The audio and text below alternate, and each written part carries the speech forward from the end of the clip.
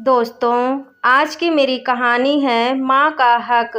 अभी सारिका रसोई में विवेक का नाश्ता और दफ्तर ले जाने का टिफिन तैयार कर रही थी कि अचानक सासू माँ बिमला की आवाज़ आ गई। अरे बहू, लल्ला उठ गया है और रो रहा है, लगता है भूखा है।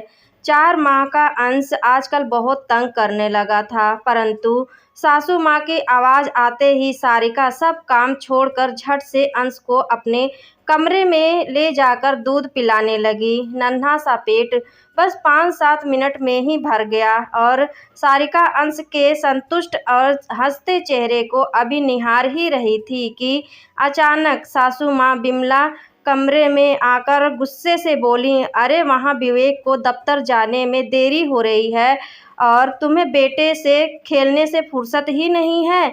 लाओ, इसको मुझे दे दो और विवेक को ढंग से दफ्तर भेजो। हर बार की तरह सारिका चुपचाप अंश को सासू माँ को देकर रसोई घर की ओर बढ़ गई। उधर सासू माँ अंश को लेकर ड्राइंग रूम में बैठकर पोते अंश के साथ खेलने लगीं और साथ ही साथ अपने बेटे से बतियाने लगीं। शारीरिक रूप से स्वस्थ सासू माँ यदि 5 मिनट रसोई का काम देख लेती तो क्या हो जाता, परंतु शायद बहू के आने के बाद जैसे हर सास रसोई घर का काम भूल ही जाती हैं या बहू के होते हुए काम करना अपनी तौहीन समझती हैं। बस ऐसे ही कुछ विचार सारिका के दिमाग में उमड़ घुमड़ रहे थे।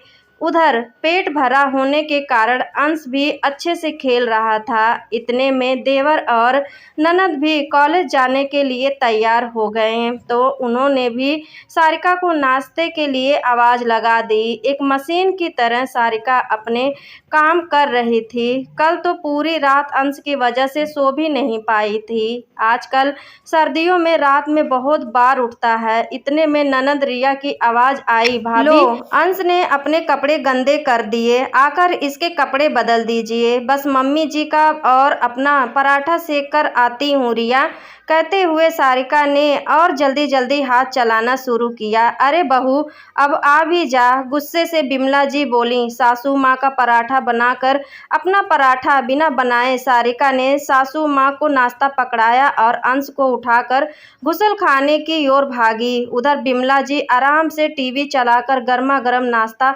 करने लगीं और दोनों बच्चे भी कॉलेज के लिए निकल गए। अंश के कपड़े बदले ही थे कि उसे फिर से भूख लग आई थी। रसोई घर से अपनी ठंडी चाय और 2 बिस्किट लेकर सारिका अंश को दूध पिलाने लगी। अब उसमें अपने लिए नाश्ता बनाने की हिम्मत नहीं थी। देखते ही देखते आजकल कब 10 बज जाते थे पता ही नहीं चलता था। अंश जैसे ही सोया सारिका ने इत्मीनान की सांस ली और इतने में कामवाली ने आकर घंटी बजा दी। फटाफट उसके साथ लगकर सब काम करवाते करवाते घड़ी ने 12 बजा दिए और अंश भी उठ गया था।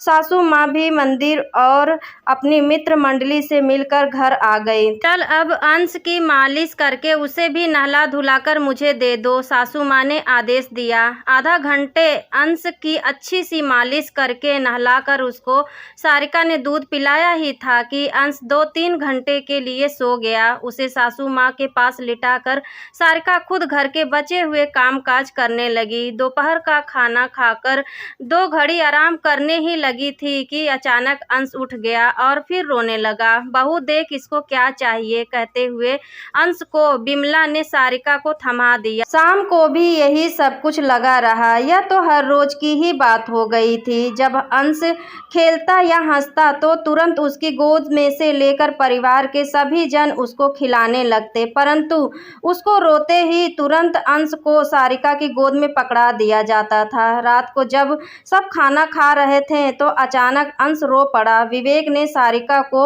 उसको थमाते हुए कहा, इसको संभालो, हम लोग आराम से खाना खा लें। आज सारिका के सब्र का बांध टूट गया। 4 महीने से यह सब कुछ चुपचाप देख रही थी। गुस्से में बोली, एक बात बताइए, क्या सिर्फ रोते हुए बच्चे पर ही माँ का हक होता है? जब अंश खेलने के मूड में होता है तो उस समय मैं रसोई घर में सबकी फरमाइश पूरी करती हूँ और जैसे ही यह रोने लगता है तो इसको मेरी गोद में थमा दिया जाता है। आखिर मुझे भी तो मेरे बच्चे के साथ खेलने का मन करता है। ऐसा कब तक चलेगा? मैं सोच रही हूँ कुछ दिन के लिए माँ के घर रहकर आती हूँ, क्योंकि यहाँ पर तो मुझे मेरे बच्चे के साथ समय बिताने का मौका ही नहीं मिलता और मैं उसके बचपन को जी भी नहीं पा रही हूँ। सारिका की बात ने विवेक को भी हिलाकर रख दिया और बिमला जी की भी आंखें नीची थी। मन ही मन सोच रही थी कि बहू कह तो ठीक ही रही है, इसलिए पहली बार उन्होंने बहू का कोई विरोध नहीं किया। सारिका नम आंखों से अंश को उठाकर चुपचाप अपने कमरे में चली गई। आज सारिका का सवाल बिमला और विवेक को पहली बार निरुत्तर कर गया था। दोस्तों, कहानी कैसी लगी? कहानी अच्छी लगी है तो प्लीज़ लाइक कर दीजिएगा। मेरे चैनल एमएल स्टोरीज़ को सब्सक्राइब कर लीजिएगा और शेयर करना बिल्कुल मत भूला करिए फ्रेंड्स। मिलती हूँ ऐसी प्यारी सी कहानियों के साथ।